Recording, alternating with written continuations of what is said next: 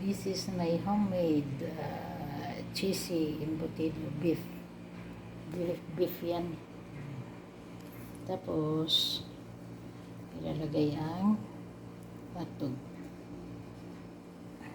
Yan. Tapos, egg. Sarap niyan.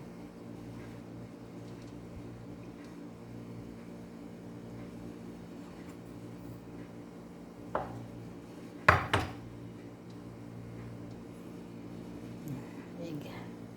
Tapos, cheese.